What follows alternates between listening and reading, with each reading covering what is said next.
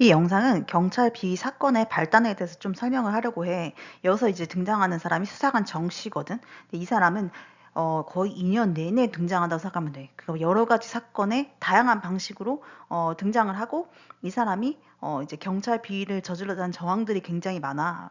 이제 그게 정보 공개 청구 통해서 혹은 수사 단계에서 혹은 뭐 공문서를 통해서 내가 엄청 많이 확인한 거야. 근데도 계속 제대로 수사가 되지 않고 뭐 지능범죄 쪽으로 그러니까 경찰에서 수사관 비위 같은 경우는 지능범죄 팀으로 가거든. 근데 그쪽으로 가서도 제대로 조사 안 돼서 결국에는 이제 사건을 상급 기관으로 올리고 있고 새로운 증거가 또 나온 거야 최근에. 그래서 그것도 이제 새로 고소를 하려고 진행 중이지.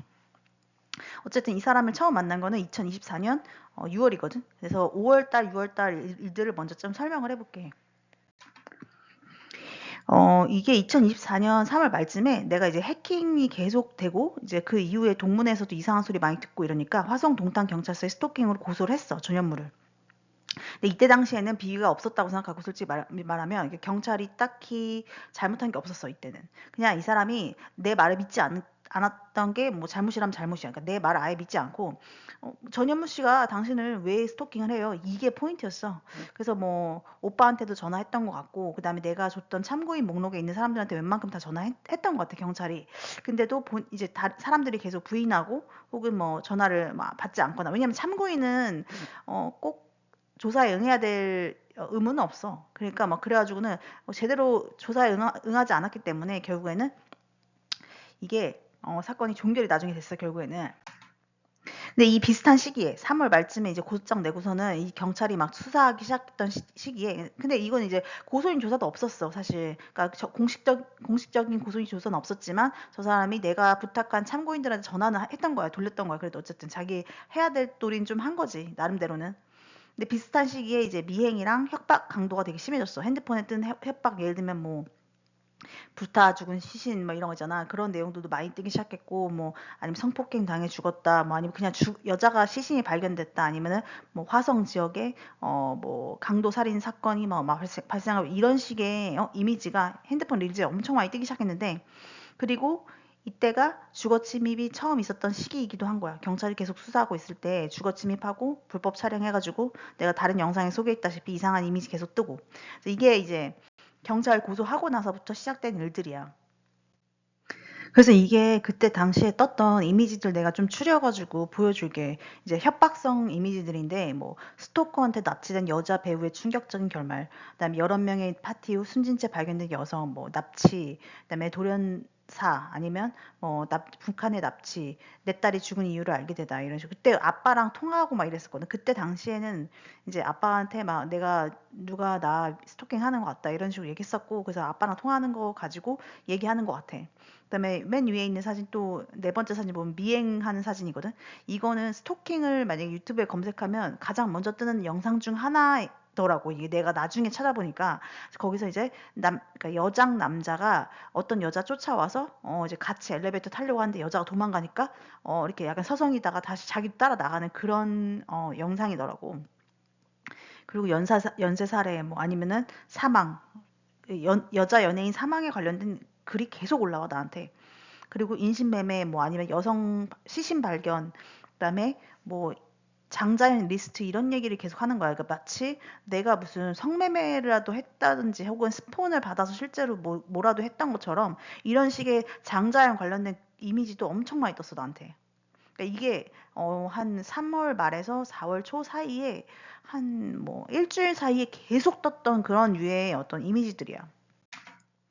이어서 더 얘기해 보면은 뭐 말했잖아. 내가 대구 관련된 내용이 계속 떴는데 대구 아래 뭐 대구 무슨 누구 어디 다리 아래 시신이 발견했다. 이런 거는 아직도 떠 나한테. 아직도 무슨 유튜브 들어가잖아. 근데 내가 그 대구 검색도 안 하잖아. 근데 대구 뭐 시신, 대구 여자 시신, 뭐 대구 뭐 살인 사건 이런 게 나한테 엄청 많이 떠 진짜. 마치 뭐 연동해 놓은 것처럼. 성폭행 관련된 것들 아니면 밀양 얘기도 계속 떠 나한테. 뭐 밀양 성폭행 그런 거랑 관련해서도 영상이 뜨는 것도 당연하고, 그다음에 이런 식으로도 뜨고, 그다음에 맨 밑에 있는 맨 오른쪽에 있는 사진 있지.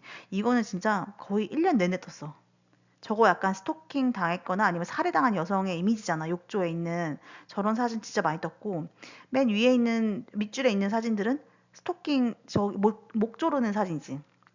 저거는 미국이나 영국 이런 데서는 스토킹의 전형적인 모습으로 보거든. 저런 사진이나 이미지를 누군가한테 보내면 스토킹 살인 있잖아. 스토킹을 하고 난 다음에 죽일 목적으로 저런 사진, 그러니까 살해 의도가 있다고 판단하는 경우가 많아서 저 사진, 그러니까 목 조르는 사진만으로도 거의 뭐 징역 5년까지 구형하는 걸로 난 알고 있거든. 미국이나 영국에서는. 그 내가 나중에 찾아본 거예요. 저런 사진 계속 떠가지고 맨 위쪽에 맨 오른쪽 사진도 마찬가지. 목 조르고 있는 사진이다. 저런 목 조르는 사진이 계속 떴어 나한테.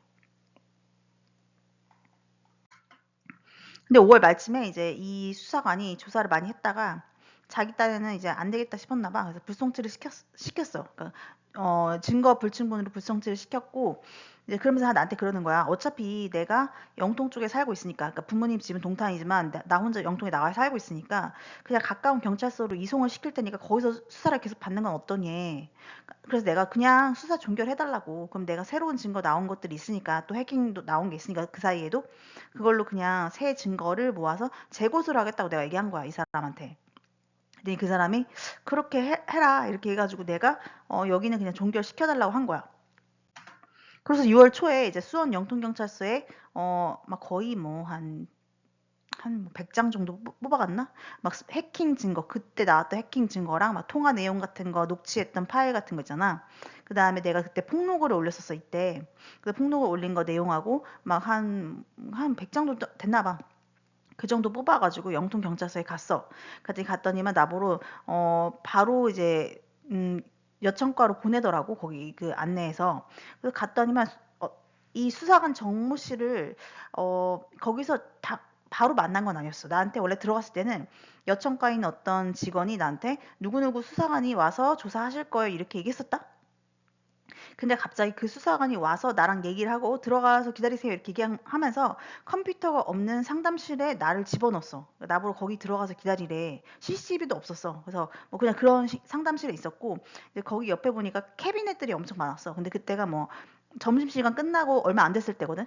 그랬더니만 이제 수사관들이나 경찰들이 이제 들어와가지고는 자기 양치한 거 있잖아. 양치한 뭐 칫솔하고 치약 이런 거를 자기 캐비넷에 넣더라고.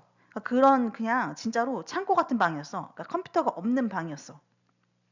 근데 이제 거기서 기다리고 있었는데 나랑 원래 같이 조사를 나를 조사하기로 했던 그 수사관이 이 정모 씨를 만나더니만 정모 씨가 갑자기 내가 할게 이러면서 정모 씨가 들어오는 거야. 원래 하기로 했던 수사관이 들어온 게 아니라 정모 씨가 들어왔어. 그러고서 이제 스토킹 관련된 상담을 하면서 내가 이러이러한 일로 내가 여기 지금 왔고 이게 지금 증거 자료고 뭐 우리 오빠는 뭐 연애인 했었고 그래서 전현무가 나를 알게 된 거다 이렇게 얘기하면서 전현무가 나를 스토킹하고 있다 했더니 이 사람 내 얘기 듣지도 않아. 내 말 안 믿어. 아무것도 안 믿고 거의 뭐 그냥 약간 개무시하면서 나보러 뭐 뭐 증거를 보지도 않았어. 근데도 뭐 증거 없대 그냥 검토를 안 해. 그렇게 많이 가져간 거를 검토도 안 하고 고소장 접수도 안 한 거야, 이 사람이.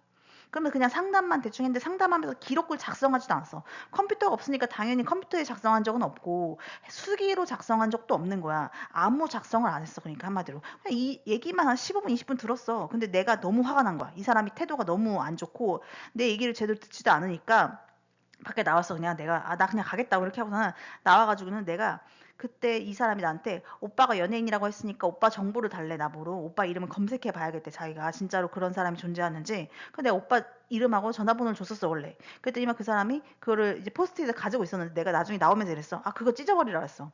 어차피 수사도 똑바로 안 하고 조사도 안 하고 고소장 접수도 안 해줄 건데 그거는 왜 가지고 있냐고. 그거 개인정보니까 그거 버려달라고 그래. 그랬더니 알았어요 이러더니 버렸다는 거 자기가. 아 버렸어요 지금 버렸어요 막 이래.